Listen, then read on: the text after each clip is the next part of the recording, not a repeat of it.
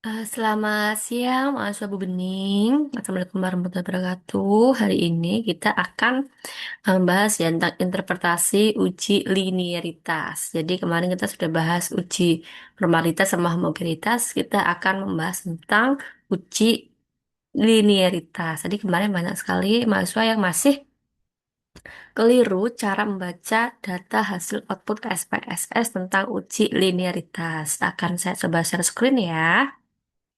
Langsung saja hari ini kita mau ngapain saja lah. Di sini ada interpretasi hasil uji linearitas di SPSS. Jadi perlu mahasiswa ketahui bahwa ketika mahasiswa bisa mempraktikkan uji linearitas juga harus bisa dan harus mampu membaca data output SPSS-nya.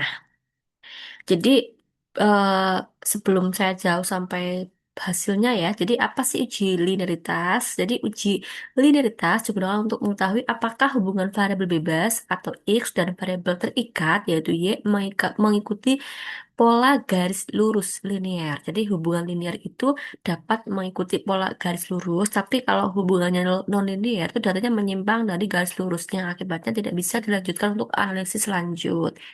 Mengapa penting? Karena ini ada analisis korelasi Pearson dan regresi linear yang mensyaratkan adanya hubungan linear antar variabel. Nah, ini korelasi Pearson dan regresi linear itu nanti akan kita bahas di pertemuan selanjutnya. Yang penting mau usah paham bagaimana membaca data linearitas ya. Nah, ini kemarin contohnya seperti ini ya.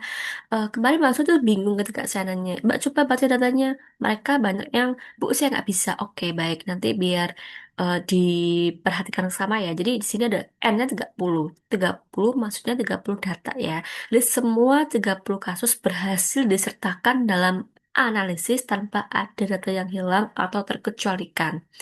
Nah, validitasnya tinggi. Jadi maksudnya gimana? Tidak ada data yang dikecualikan atau 0% menunjukkan bahwa kualitas datanya sangat baik dan dapat diandalkan untuk analisis linearitas. Jadi kalau kita memasukkan data, datanya udah mau semua gitu ya. Jadi tidak ada data yang tertinggal atau hilang ya.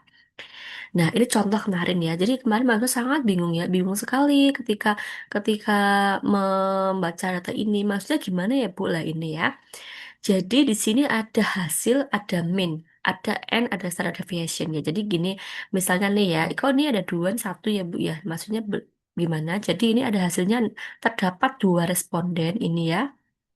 Angka 2 ini terdapat dua responden yang memiliki nilai hasilnya 66 ya gitu. Rata-rata nilai motivasi dari dua responden tersebut adalah 61,50 ya. Jadi di sini ada nilai apa ya?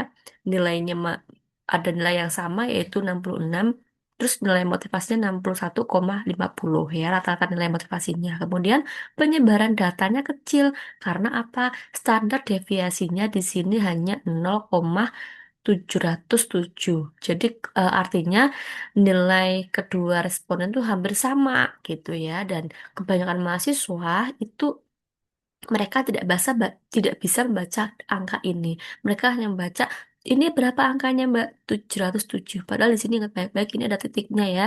Jadi maksudnya adalah 0,707. Jadi dalam SPSS koma itu diartikan dengan titik ya. Kalau ribuan pasti ribuan gitu ya. Kemudian hal ini nah, kemudian terjadi kalau ini ya. Coba saya nanya ini. Misalnya data yang ini ya, kok di sini hanya titik aja, Bu? Maksudnya gimana? Hal ini terjadi karena jumlah datanya hanya satu responden ya. Jadi ini nilai 87, motivasinya 86, respondennya hanya satu, makanya di sini hanya titik gitu ya, karena terjadi jumlah datanya hanya satu responden ya. Terus bagaimana Bu Bening untuk apa? Untuk memahami lagi. Jadi kita memahami reportnya itu seperti ini ya. Jadi kalau saya mau nanya, saya besok ujian lisan gitu. Jadi harus harus tahu ini angkanya dari mana, bacanya gimana. Udah paham ya sampai di sini ya. Oke, kemudian terus gimana Bu? Maksudnya gimana ya? Ini ada pola yang linear. Jadi motivasi meningkat. Nih ya, kan ini motivasinya itu meningkat ya Mbak. Jadi ketika nih ya, motivasi mengasah secara konstan seiring dengan peningkatan hasil. Misalnya hasilnya 65 ya, motivasinya 60 ya. Kemudian hasilnya 90 ini ya, motivasinya juga 90. Artinya apa? Motivasinya meningkat, hasil belajarnya juga meningkat gitu. Jadi ada pola yang linear gitu. Kemudian di statistik deskriptifnya itu ada ini totalnya ya, ini total 74,90, maksudnya adalah min keseluruhan ya. Ini kan masih masuk dalam min ya. Minnya keseluruhan adalah 74,90 gitu ya. Kemudian statistik deviasi 9,353 ini bacanya bukan 9.353 bukan, tapi ini bacanya 9,353. Ini maksudnya apa? Sebaran data dari rata-rata. Artinya apa, Bu Bening? Artinya terdapat hubungan positif yang kuat. Karena apa? Setiap kenaikan hasil selalu diikuti dengan peningkatan motivasi yang proporsional. Jadi ketika ada data kamu mengubah data gitu ya, ternyata ketika motivasinya meningkat, hasilnya juga meningkat. Itulah namanya pola hubungan yang linier gitu ya. Itu ini maksud dari data output SPSS yang report ya. Kemudian bagaimana Bu membaca hasil SPSS yang kan ada tiga tabel kalau kita melihat itu ya, kalau kita melihat output SPSS itu ada tiga macam ya. Nanti akan saya share juga di sini. Terus bagaimana Bu membaca tabel yang selanjutnya gitu ya. Nah, di sini. Nah, tabel ini maksudnya gimana, Bu? Nah, Nah, ini seperti ini ya. Kan ada tabel ANOVA tabel ya di sini ya. Nah, sorry. Jadi di sini ada ANOVA tabel. Di sini ini contoh ya. Ini ada sum of squares. Ini ada 2534,200 ya. Ini baru dibacanya 2534. Ini maksudnya apa? Ini maksudnya adalah jumlah variansi antar kelompok. DF-nya derajat kebebasan kelompok. Ya, itu 24. Mean of square-nya 105. Bentar akan saya anomat ya. Mean of square-nya itu bentar dulu Bu. Saya mau nyoret-nyoret ya. Oh, ini. Mean of squares-nya 105,592. Nilai statistik F-nya itu 211,183. Nilai sigma 0 ya. Nilai signifikansi. Kemudian eh, ini apa Bu? Ini adalah jumlah variansi data antar kelompok, yaitu kelompok motivasi dan kelompok hasil belajar gitu ya. Ini kalau saya eh, kalau saya apa next slide itu kok kayak nggak bisa gitu laptopnya ya. Mungkin disuruh berhenti bagaimana, tapi akan saya coba next slide lagi. Jadi setiap mahasiswa tuh harus paham apanya, harus paham cara membaca datanya ya. Karena, nah ini ya. Kemudian kita lihat yang ini, yang tabel kedua. Tadi kita udah bahas yang tabel yang ini ya. Nah ini juga sama ya. Yang linearity ini adalah 250 2.530,349. Ini maksudnya apa? Variabel yang benar-benar linear. Karena apa? Hampir seluruh variasi data mengikuti pola garis lurus linear. Artinya nilainya sangat besar dibanding nilai deviation of linearity. Ini ya, ini linearity-nya 2.530,399 dan nilainya sangat besar dibanding deviation. Deviationnya berapa? 3,841. Ini bukan 3.841 ya. Ini dibacanya 3,841. Ini linearity-nya sangat besar ya, 2.000 dibanding 3.000. Sorry, 2.000 dibanding 3, ini maksudnya memang terdapat eh, hampir seluruh variasi data mengikuti pola garis yang lurus atau linear. Maka memang hubungan linear sangat dominan ya. Ini ingat baik-baik cara bacanya, ini yang atas itu 2.530,399, yang bawah bukan 3.000 tapi 3,841 ya. Kemudian ada angka lagi 250 lah, ini bacanya juga 2.530 ya, 399 itu maksudnya apa? Rata-rata variasi linear. Nilai UCF-nya itu 5.718. Jadi nilai sigma juga 0 ya, signifikasinya linear gitu ya. Nanti akan saya berikan penjelasan lagi. Kemudian akan saya next step lagi. Jadi di sini cara baca pelan-pelan aja ya. Nih, ketika saya mau next step kok tetap nggak bisa ya. Nah,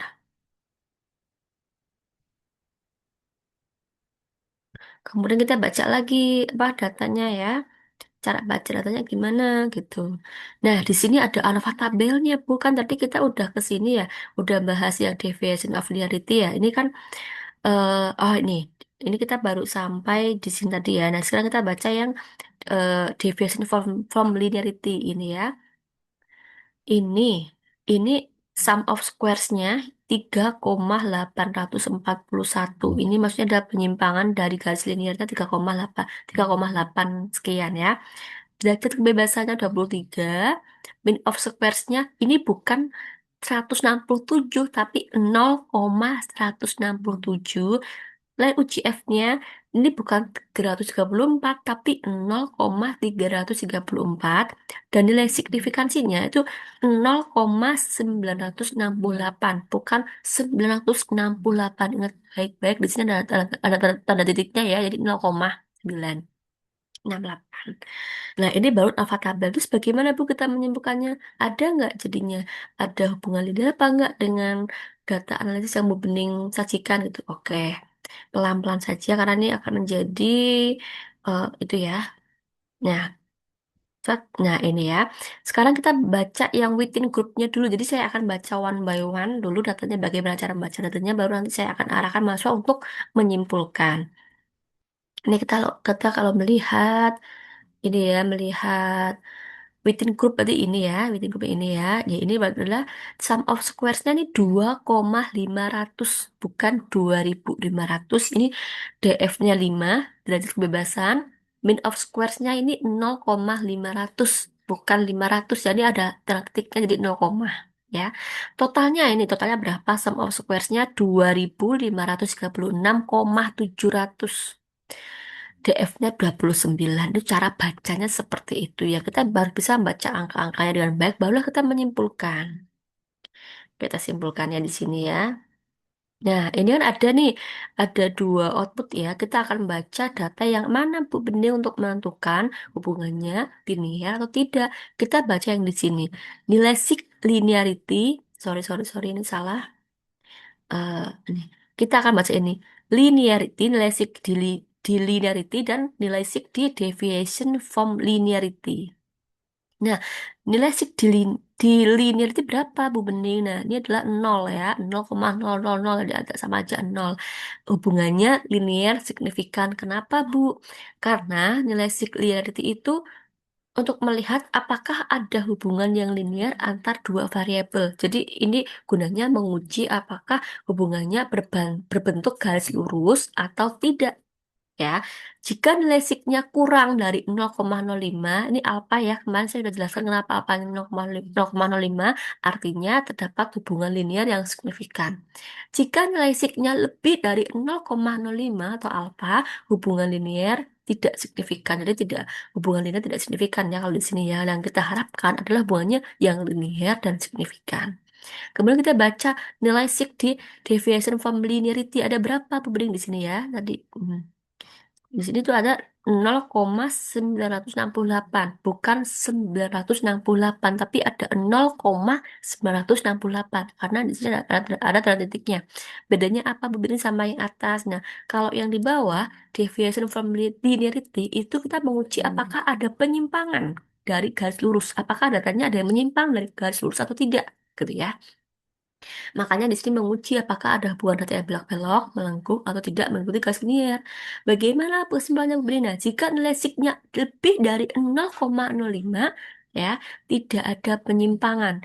Jadi kalau nilai sigma lebih dari 0,5 itu tidak ada penyimpangan atau linear ya. Tapi jika nilai sigma kurang dari 0,05, ada penyimpangan. Kalau ada penyimpangan berarti tidak linear. Nah, di sini kan 0,968 artinya dia lebih dari 0,05. Makanya tidak ada penyimpangan. Jadi kesimpulannya linear ya. Jadi itu cara membaca output SPSS uji linearitas. Kemudian gimana Bu untuk memberikan jawaban? Nah, tadi kan sudah saya sampaikan bahwa ketika nilai linearity-nya 0, itu kurang dari 0,05, hubungannya linear signifikan. Dan nilai deviation from linearity itu 0,968, lebih dari 0,5, artinya tidak ada penyimpangan. Maka dapat disimpulkan bahwa hubungan antara variabel motivasi dan hasil belajar bersifat linear secara signifikan. Artinya gimana? Semakin tinggi motivasi, maka hasil belajar cenderung meningkat secara garis lurus, secara dan teratur. Nah, teman-teman mahasiswa, itulah cara membaca output uji linearitas dengan SPSS. Setelah menonton video yang bening, tolong dikerjakan soal pilihan ganda. Karena apa? Untuk mengulang ATS, nilai minimal 75 dalam pilihan ganda. Nanti kalau sudah 75 baru nanti praktek ulang. Dan untuk yang sudah lulus tetap mengerjakan tapi dengan nilai skor minimal 80 untuk melanjutkan ke materi selanjutnya. Sekian dari Bu Bening ya, semoga statistika sangat menyenangkan. Salam dari saya. Wassalamualaikum warahmatullahi wabarakatuh.